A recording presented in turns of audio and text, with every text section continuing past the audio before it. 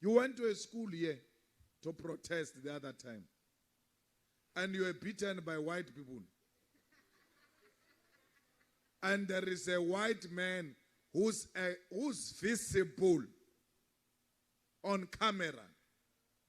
If I were to ask you, what have you done in terms of follow-up after being beaten by that white guy? Why have you not, as a revolutionary organization, followed up on that guy, him alone, to check that guy in an isolated space and attend to the guy properly? What type of revolutionaries get beaten and they don't have a follow-up? And then they pride themselves of being beaten, and they repeat videos of themselves being beaten, and we must vote for them because they were beaten by a white man that they've never followed up on the same white man that has beaten them up. Tell that white man to try me.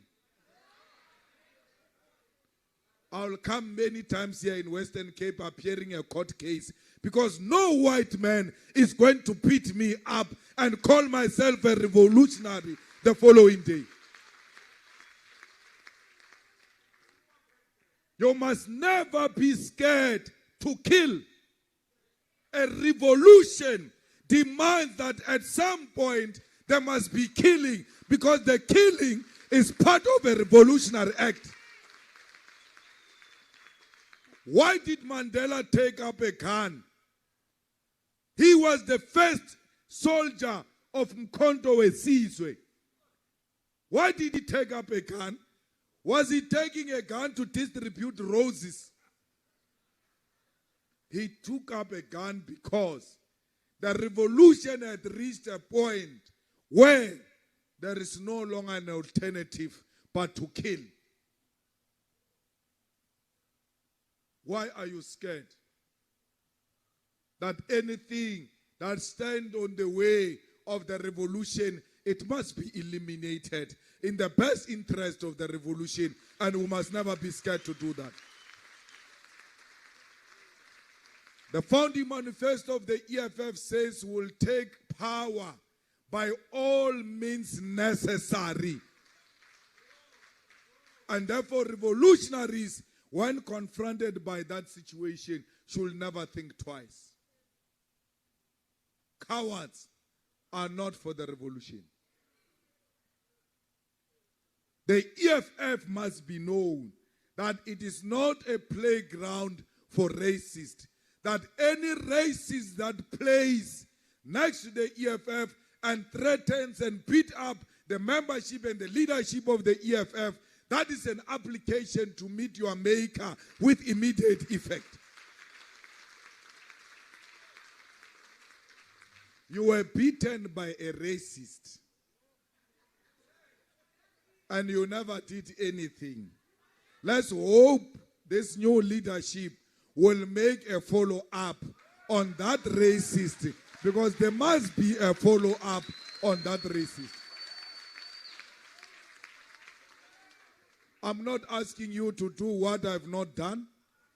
When a racist confronted me at Winnie Mandela's funeral, I did what I was expected to do, because I was not scared of a white man.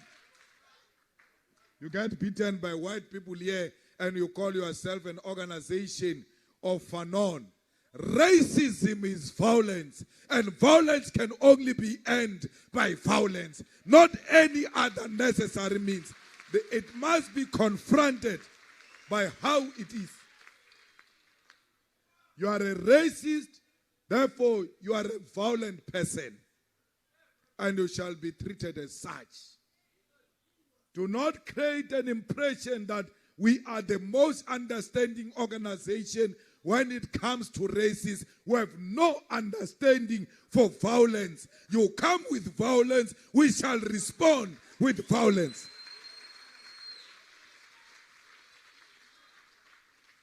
This is a war between white supremacy and black consciousness.